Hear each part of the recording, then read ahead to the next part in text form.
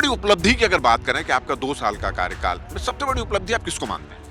मेरे विधानसभा की बात करूं तो मेरे विधानसभा में दो बहुत महत्वपूर्ण काम था। एक तो ट्रांसपोर्ट नगर की आवश्यकता थी यहाँ, जिसका कि माननीय मुख्यमंत्री जी ने घोषणा कर दी है। ऐसा क्या काम है जो टंकराम वर्मा अपने क्षेत्र के लोगों के लिए करना चाहता है कि एक इतिहास बन जाए? हम यहाँ की आवश्यकता को अच्छी तरह से समझते हैं, यहीं के पले बढ़े एक एक चीज़ को जानते हैं कि यहाँ पे क्या क्या होना चाहिए। 100% संतुष्ट हूँ, क्योंकि वो जितने सरल, सहज और मिलनसार हैं और अपने कर्तव्य के प्रति लगन और निष्ठावान हैं। अब टंकराम वर्मा जी और कहाँ पहुँचना चाहते हैं? सेवा का अवसर मिले है, एक जिम्मेदारी दिया है, मेरा हमेशा प्रयास रहता है कि मैं उस जिम्मेदारी को पूरा करूं। यही जुनून है हमको। बलौदाबाजार के विधायक राजस्व मंत्री टंकराम वर्मा के मंत्रिमंडल कार्यकाल के 2 साल पूरे हो चुके हैं और आज आप जहां हम खड़े हैं ये बलौदाबाजार का टाउन हॉल है और यहाँ पर आप जो देख रहे हैं कि वो आज जन संवाद का एक कार्यक्रम का आयोजन रखे हैं और आप देख रहे हैं कि उन्होंने पूरी अपनी उपलब्धि यहाँ पर बताई कि 2 साल में उन्होंने क्या क्या किया है।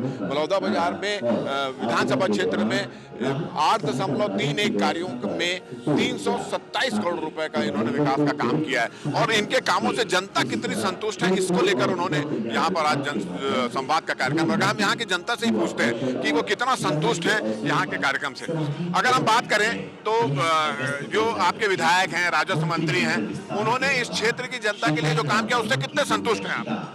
100% संतुष्ट हूँ, क्योंकि वो जितने सरल, सहज और मिलनसार हैं और अपने कर्तव्य के प्रति लगन और निष्ठावान हैं, उसकी मिसाल जो है हमने इसके पहले कभी नहीं देखी। सबसे बड़ी उपलब्धि इनके कार्यकाल की क्या मानते हैं? सबसे बड़ी उपलब्धि ये मानता हूँ मैं कि जनता के बीच जो है मतलब ये है कि इनकी उपस्थिति और बलौदाबाजार विधानसभा के क्षेत्र के समग्र विकास के लिए इनकी लगन, इनकी निष्ठा। चलिए अगर हम बात करें कि 327 करोड़ से भी ज्यादा का काम इन्होंने किया, ऐसा इन्होंने वादा किया है, अभी आपको क्या लग रहा है कि सबसे ज्यादा जरूरत बलौदाबाजार में क्या चीज की है, किस चीज की? एक तो ट्रांसपोर्ट नगर की आवश्यकता थी यहाँ, जिसका कि माननीय मुख्यमंत्री जी ने घोषणा कर दी है। बजट में उसका प्रावधान रखा गया है। दूसरा मेडिकल कॉलेज की यहाँ एक आवश्यकता है, क्योंकि बहुत बड़ा छत्तीसगढ़ का सीमेंट हब है जहाँ आए दिन कोई एक्सीडेंट होते रहता है, इसलिए मेडिकल कॉलेज की यहाँ स्थापना होनी चाहिए। तो अभी हम और भी लोगों से यहाँ पे बातचीत करते हैं, क्या सोचते हैं। अगर हम 2 साल के कार्यकाल की बात करें भारतीय जनता पार्टी की सरकार की और आपके राजस्व मंत्री की, तो सबसे बड़ी उपलब्धि क्या नजर आती है? मेरे हिसाब से सबसे बड़ी उपलब्धि बलौदाबाजार में जो 4 लेन रोड की स्वीकृति उन्होंने कराया है सारंगगढ़ तक रायपुर से, और रेलवे लाइन के लिए उन्होंने जो प्रयास किया है, मैं समझता हूँ कि हमारी सबसे बड़ी उपलब्धि होगी। चलिए और भी लोग यहाँ पे मौजूद हैं, हम उनसे भी बातचीत करते हैं, क्योंकि यहाँ पर टंकराम वर्मा जी अपनी खुद का रिपोर्ट कार्ड पेश करने यहाँ पर आए हैं। अगर हम बात करें इस भारतीय जनता पार्टी के 2 साल के कार्यकाल की और राजस्व मंत्री के 2 साल के कार्यकाल की, तो ऐसी कौन सी चीज थी जो सालों से यहाँ पर रुकी हुई थी और इनके आने पर पूरी हुई? सबसे बड़ी उपलब्धि क्या देखते हैं? टंकराम जी के आने से यहाँ तो इतना भी ज्यादा विकास हो रहा है कि हम उसको कुछ बयां ही नहीं कर सकते। प्रतिदिन एक कार्यक्रम नया हो रहा है, हर क्षेत्र में विकास हो रहा है, चाहे शिक्षा का हो, सड़क का हो, नगर की समस्याओं का हो, हर चीज को उन्होंने। और क्या चाहते हैं, क्या उम्मीद है आपको उनसे? हम चाहते हैं टंकराम वर्मा जी से कि हमारे यहाँ रेल में जो कार्य रुका हुआ है, रेल का जो विभाग है वो यहाँ बलौदाबाजार आने वाला वो जल्दी पूरा कराए ताकि लोगों को सुविधाएं मिल सके। यही अपेक्षा पूरे नगर को है। चलिए कुछ महिलाएं भी हमारे साथ खड़ी हैं, उनसे भी पूछते हैं। अगर हम बात करें 2 साल के कार्यकाल की आपके मंत्री की और भाजपा की, तो क्या एक महिला के हिसाब से कितना संतुष्ट है इस कार्यकाल से? जी, हमारे माननीय मंत्री महोदय जी बहुत कुछ कार्य करते हैं। जैसे हॉस्पिटल की बात देखो तो किसी भी मरीज को वहाँ भेजते हैं तो अच्छे से अच्छे इलाज करवाते हैं हॉस्पिटल में बोलकर, और विकास की कार्य तो बहुत अच्छे से हो रही है यहाँ। और क्या उम्मीद है इनसे, और क्या चाहती हैं? वही रेल वगैरह जल्दी से जल्द आए, यही चाहते हैं। चलिए हम और भी लोग यहाँ बैठे हैं, उनसे भी बातचीत करेंगे कि वो क्या चाहते हैं यहाँ की जनता से, यहाँ के लोगों से। क्या सबसे बड़ी उपलब्धि क्या मानते हैं इस क्षेत्र, इस सरकार की? उपलब्धि तो इतना जितना गिनाव कम है, और अब इनका मुख्यमंत्री जी का जो कार्यक्रम है, जो जनता सोची नहीं थी उससे आगे बढ़ के काम कर रहे हैं। संतुष्ट हैं आप? हाँ, बहुत। और भी लोगों से बातचीत करते हैं। बलौदा बाजार के लिए बहुत कुछ किए हैं इस सरकार ने, मंत्री जी ने, और क्या उम्मीद है इस सरकार से आपको? वैसे तो सब कुछ बहुत अच्छा चल रहा है और तो सारी चीज़ें सही है और शिक्षा विभाग में और थोड़ी सुधार की जरूरत है। जैसे क्या सुधार की जरूरत है? पहले तो हमको सबसे बड़ी चीज़ तो पेरेंट्स को जागरूक करने की जरूरत है हमें, और कितनी भी योजना हो जाए पर पेरेंट्स की जागरूकता सबसे ज़्यादा जरूरत है, और उसके लिए समय पर शासन द्वारा प्रयास तो किया जाता है और कुछ बेहतर सोचा जाए कि पेरेंट्स को जागरूक करना बहुत जरूरी है शिक्षा विभाग में। तो आपने सुना कि बहुत सारे लोगों से राय ली और उनका कहना है कि जो काम हुआ है, जो कमिटमेंट हुए हैं, उसमें से ज्यादातर कमिटमेंट पूरे हुए हैं, मगर यहाँ के लोगों को और भी उम्मीद है कि रेल सेवा का विस्तार होना चाहिए।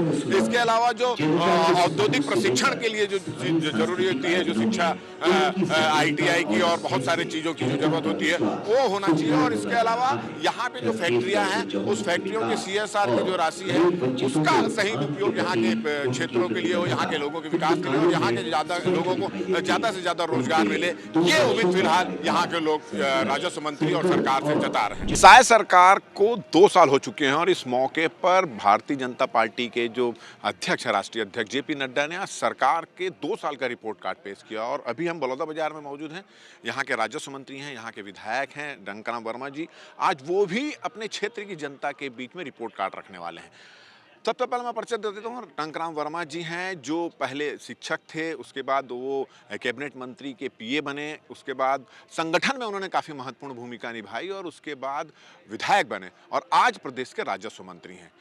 प्रदेश के राजस्व मंत्री हैं, राजस्व कहाँ से आएगा, किस तरह से कहाँ खर्च करना है, पूरी जिम्मेदारी इन पर मौजूद है और आज अपनी जनता के बीच यहाँ पर मौजूद हैं और जनता के बीच मौजूद होकर वो जनता से बात करेंगे कि उनका 2 साल का कार्यकाल कैसा रहा, कितना नंबर आप उनको देंगे और आने वाले दिनों में डंकराम वर्मा क्या इस क्षेत्र की जनता के लिए करने वाले हैं, उसका भी वो बात कहेंगे। तो डंकराम वर्मा जी, सबसे पहले आपको बधाई, 2 साल पूरे हो चुके हैं आपके।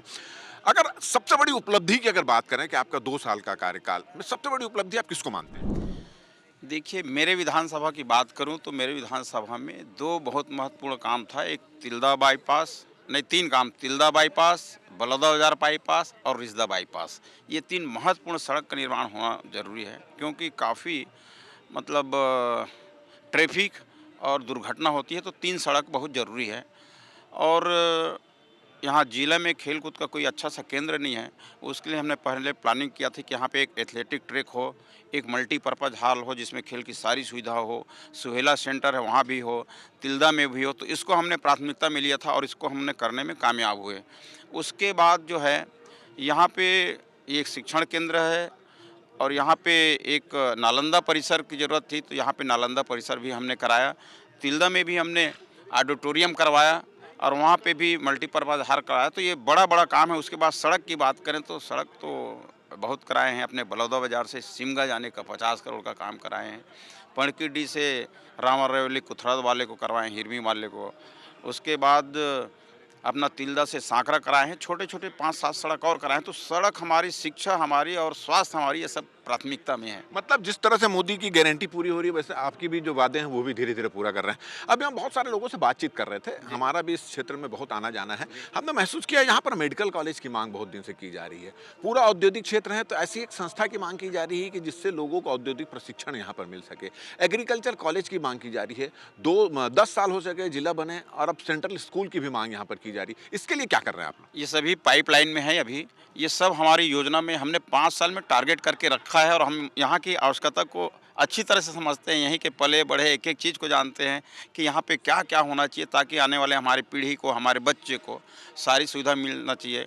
मेडिकल कॉलेज के लिए भी प्रयास रहे, केंद्रीय विद्यालय खुलने का है और बहुत सी चीज़ है जिसको हमने टारगेट करके रखा है। 5 साल के लिए जनता ने हमें चुन करके भेजी है, तो हम उनके विश्वास पे खरा उतरे, उनके अपेक्षा पे खरा उतरे। गांव के विकास के लिए, छोटे काम के लिए, तो सारा योजनाबद्ध तरीके से काम चल रहा है। तो वही हम 2 साल में आज क्या किए हैं, आज जनता को बताएंगे और उनसे मार्गदर्शन भी लेंगे। चलिए, जिस तरह से इसके आसपास के क्षेत्र में हम बात करें तो 2 दर्जन से अधिक फैक्ट्रियां हैं, पूरा सीमेंट का हब है, इसके बाद स्टील की भी फैक्ट्रियां हैं, मगर जितना विकास यहाँ पर होना चाहिए इन फैक्ट्रियों के जो SIR मद होता है उस मद में, उतना पैसा यहाँ से नहीं मिल पाता। थोड़ा सा लोगों की, यहाँ के लोगों के मन में कसक है कि यहाँ के लोगों को रोजगार उन फैक्ट्रियों में नहीं मिल पाता, और जितना पैसा यहाँ से विकास में लगना चाहिए उद्योग का, वो नहीं मिल पाता। इसके लिए आप लोग क्या करेंगे? देखिए, इसके लिए हम अभी प्रयास कर रहे हैं। पिछली गवर्नमेंट में तो यहाँ पे DMF से CSR का कोई पैसा 5 साल में यहाँ पे रखा नहीं गया, जबकि रमन सिंह सरकार में ये जिस बिल्डिंग में है हम, ये बिल्डिंग DMF से भारतीय जनता पार्टी के हमारे डॉक्टर रमन सिंह ने बनवाया है। तो DMF का CSR का बहुत उपयोग हुआ। पिछले साल 5 साल में बंद हो गया था, अभी हमने फिर से शुरुआत की है। आज DMF के माध्यम से आज गाँव-गाँव में पुल, पुलिया, रपटा, स्कूल, सारी चीज़ें हम वहाँ पर व्यवस्थित करके हम उसको विकास कार्य को गति दे रहे हैं। ये बताइए कि आप जब चुनाव लड़ रहे थे तो बहुत सारे कमिटमेंट किए थे, कुछ कमिटमेंट आप लोगों के पूरे हो चुके हैं। ऐसा क्या काम है जो टंकराम वर्मा अपने क्षेत्र के लोगों के लिए करना चाहता है कि एक इतिहास बन जाए कि टंकराम वर्मा एक शिक्षक से मंत्री बने और मंत्री बनने के बाद क्षेत्र के लोगों के लिए ऐसी क्या चीज़ है आप? यही जुनून है हमको कि हम 5 साल में वो काम करके दिखाएं कि जाने के बाद भी लोग ये कहें कि फलाना के कार्यकाल में ये बड़ा काम जो हुआ है। तो इसीलिए हम, जैसे आप बता रहे हैं कि मेडिकल कॉलेज, BEd कॉलेज, केंद्रीय विद्यालय और बहुत से हमारे उस पर प्लानिंग में है, ये काम करके ही हम जाएंगे। और अभी भी हमारा 2 साल का उपलब्धि मेरे हिसाब से संतोषजनक है। बाकी तो पब्लिक बताएगा कि जो किए हैं उनके 2 साल के लिए पर्याप्त है कि नहीं है। चलिए, आप 2 साल के कार्यकाल की बात कर रहे हैं। एक सवाल जनता के मन में भी है, मेरे मन में भी है और आपके क्षेत्र की जनता के मन में भी होगा। बहुत सारे डिसीजंस होते हैं जो जनता जिससे थोड़ी सी नाराज रही, जैसे महंगी बिजली की बात करें, ज़मीन की नई गाइडलाइन की बात करें, जो लॉ एंड ऑर्डर की स्थिति थोड़ी सी बिगड़ी हुई है।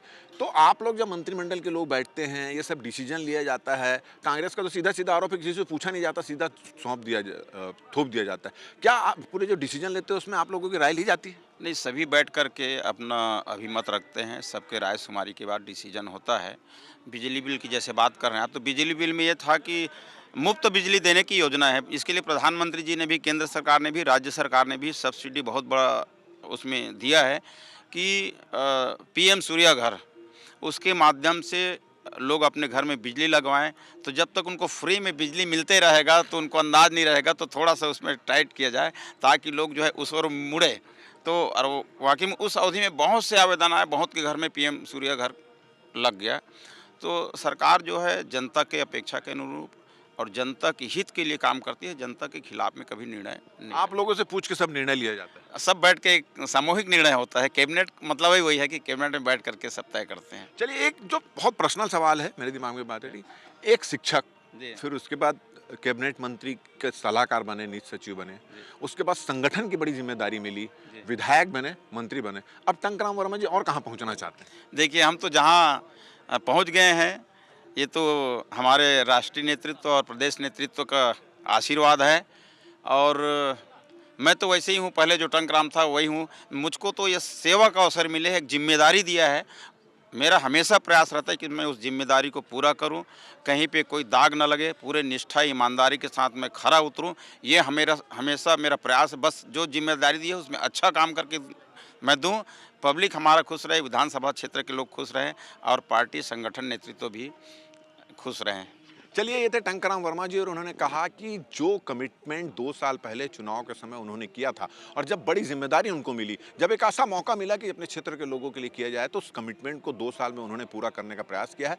और आज यही वजह है कि वो खुले रूप से, खुले मंच से बैठे हुए हैं अपने जनता की आवाज़ को सुनने के लिए, अपने जनता की बात को सुनने के लिए। और उन्होंने कहा है कि और भी बहुत सारे जो काम है, जनता की मांग है, उसको भी आने वाले दिनों में पूरा करेंगे। हमारी ये बातचीत अगर आपको अच्छी लगे तो ज़्यादा जैसे इसको शेयर करें, सब्सक्राइब करें, अपने सुझाव हमको देना ना भूलें। और मुझे और मेरा कैमरामैन रेणु को दे इजाज़त। नमस्कार।